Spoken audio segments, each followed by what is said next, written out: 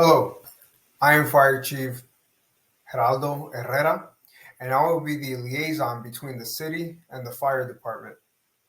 I will be advocating for a policy that's known in the fire service as Nfpa 1500. And today, I will respectfully be requesting for public funds. Now, before we get into the presentation, my main objective here is to have the panel go ahead and have a better understanding of FES ops. Now, you will see this terminology throughout this presentation.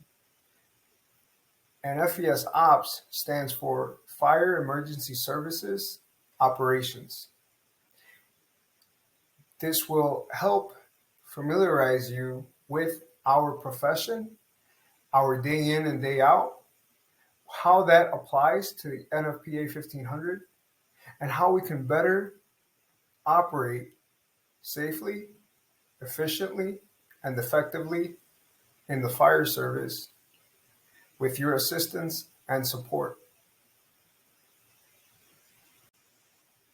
So now you ask, what is this policy all about? What is NFPA 1500?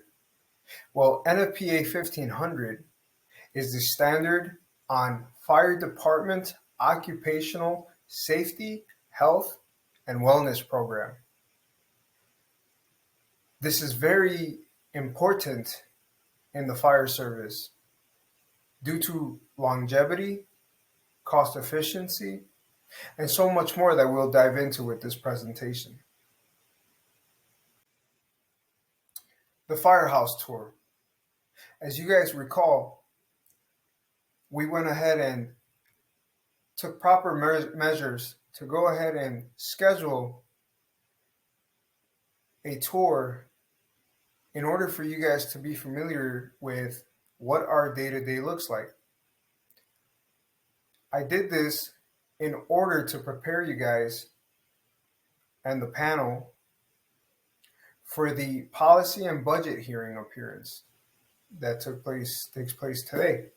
Now, as you recall, our schedule, we work 24 hours on, 24 hours off, 24 hours on, and 5 days off.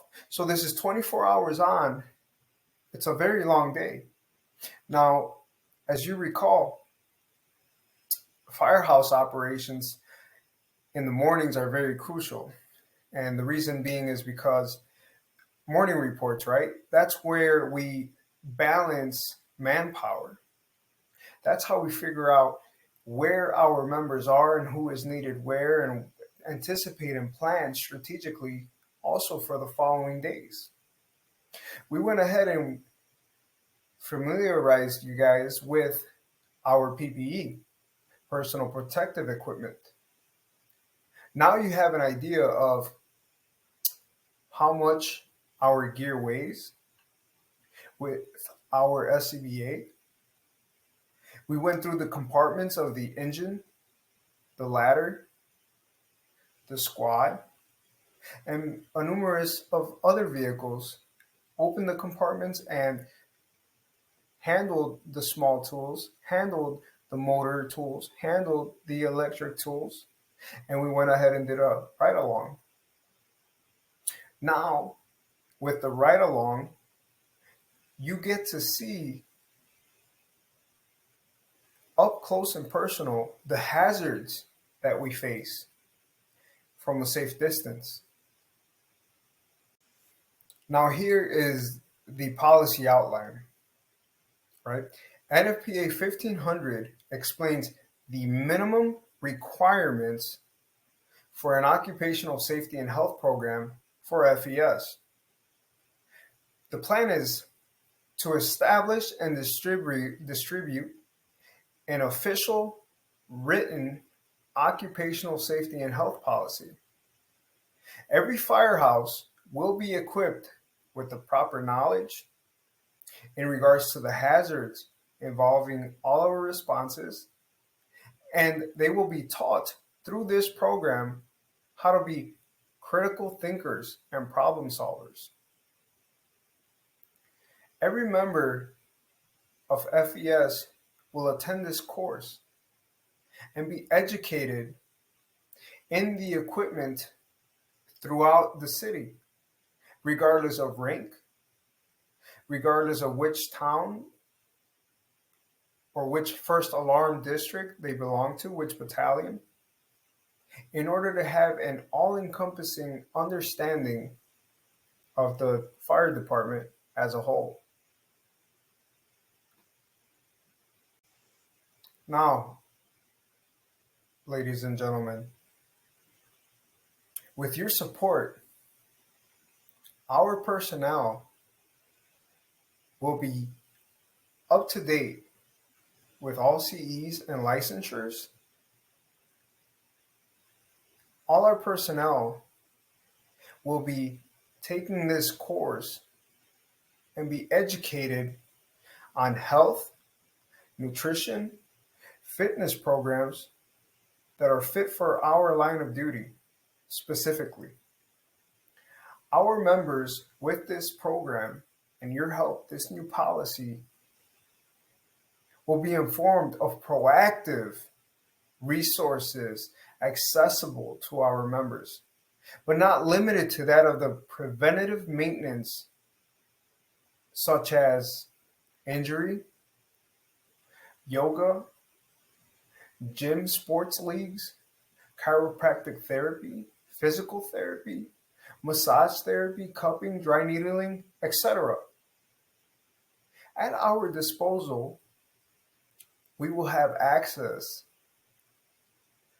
to therapy, to healthy avenues to keep us off injury, to keep us off illnesses, to provide longevity and safety, which will in return give back in high volume to our citizens and be a much greater cutting edge department due to your support.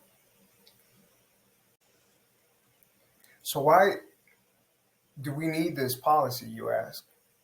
Well, as you know, the fire service is an inherently dangerous occupation, and there are many things that are out of our control.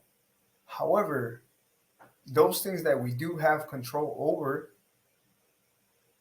should be imperative to put into action, such as the way that we eat, the way that we sleep, the quality of it, the exercise that we get, the available equipment that we have in the firehouse, the way we train and the way we educate. This is the reason why we need this policy. Now, I'm going to be very vulnerable with the panel right now, and hopefully you can feel this coming from the heart. And this is why I speak with this with such conviction and why I defend this policy. The number one reason that I defend this policy is due to the fact that there were 140 on-duty firefighter deaths in the year of 2020. 2020, 2 years ago. We're in April. And 78 of them were caused by COVID. Now, I'm sure that you guys have all been exposed to this virus, one indirectly or directly, have had family members, have had relatives, people that you know, acquaintances. But now, my fellow members, we're a family, and this affects us directly. And it's very near and dear to my heart. For this reason, we need to get ahead of the problem and take preventative measures as best as possible by implementing this new policy. And panel, this is why I am asking for your support. Not only will it help us, but it will help in small increments make this city better, make the state better, make our country better. Now, as you can see here, potential stakeholders, concerns internally, right? So, as always, there's challenges implementing change in the fire service. And that comes from within. However, if we educate, starting in these walls, starting in the classroom, starting table talk conversations, our men and women will be better educated on the topics such as the equipment,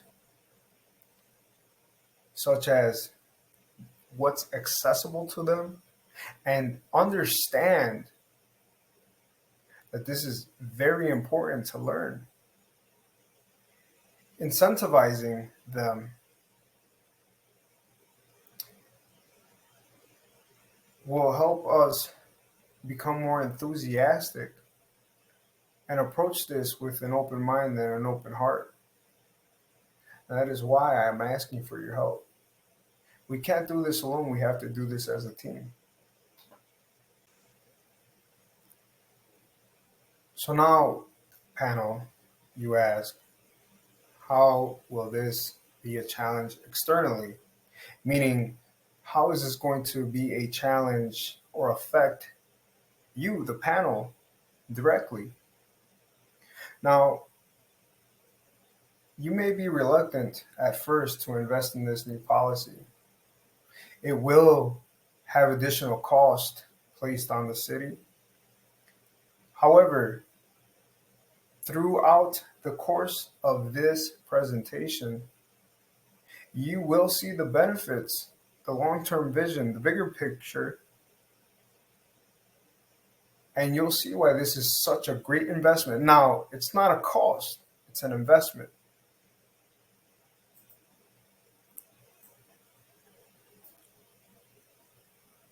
Now, this is very, very cost efficient, and I'll put it in very simple manners. On the front end, yes, it will be expensive. However, on the tail end of things, this is the impact that it will have on the fire service and financially and on the panel. It will prevent injury, deaths.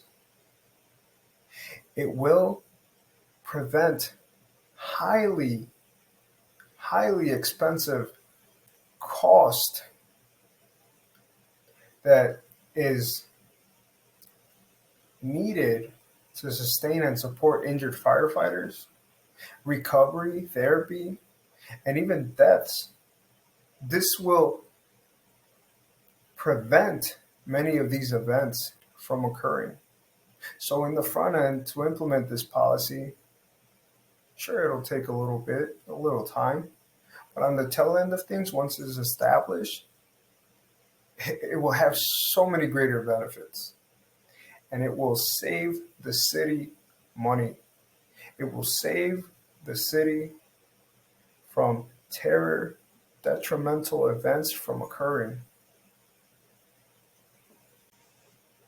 Now, what are the leading causes of firefighter deaths? Cancer, heart attacks, which we'll dive into, COVID, responding to and from incidents, and activities related to emergency incidents. Now, the need for this, I can't emphasize this enough, the need for this policy is crucial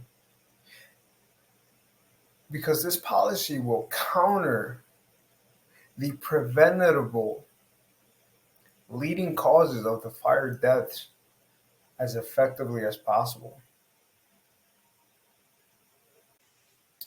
So now we're going to dive into a little bit more resources, case studies, statistics, things of that nature. And I have a real story to share with you guys.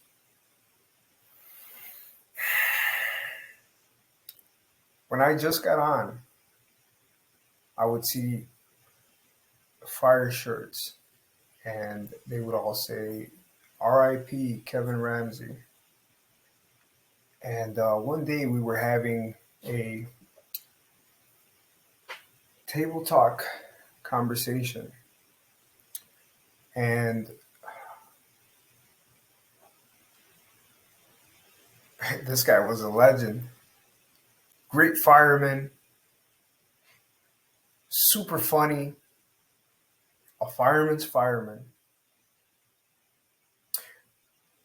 I'll go ahead and play this video for you guys so you can gain an insider of what truly goes on behind closed doors.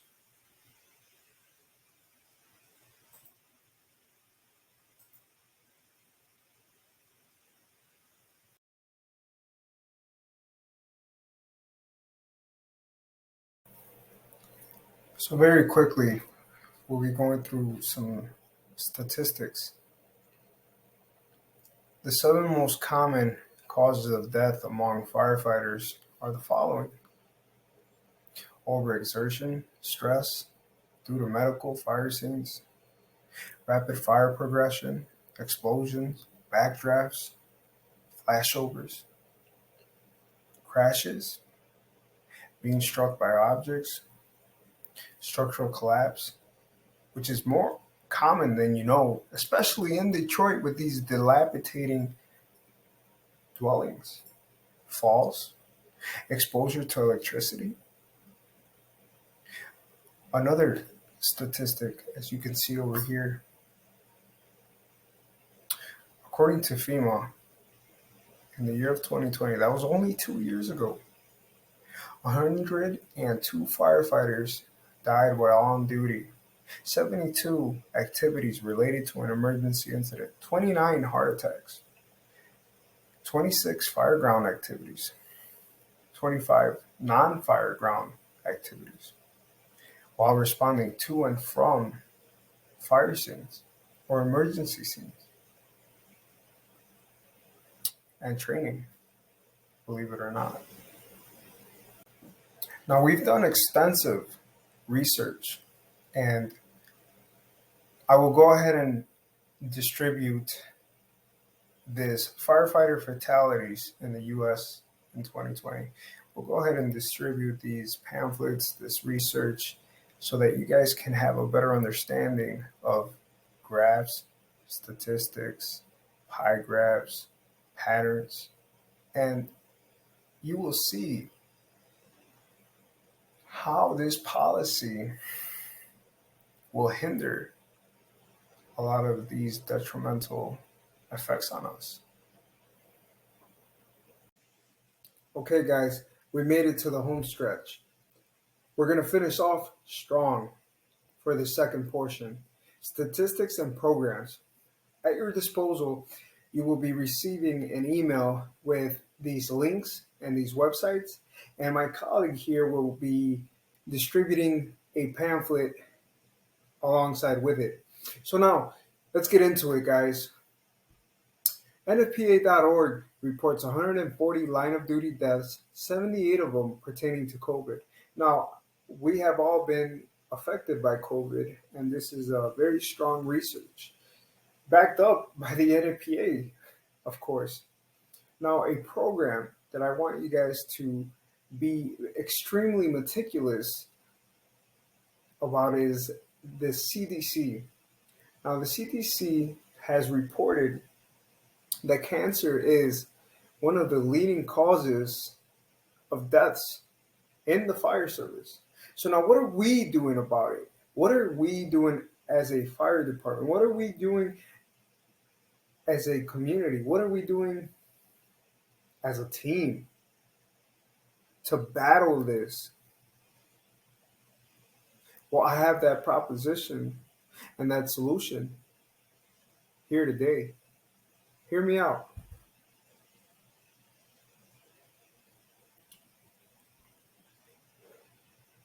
Let's start with saunas and steam rooms. There has been firehouses that have decon showers.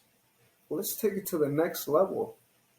This will emit these toxins and will give us a better quality of life. Isn't that what the firemen deserve after serving their community? Let's continue.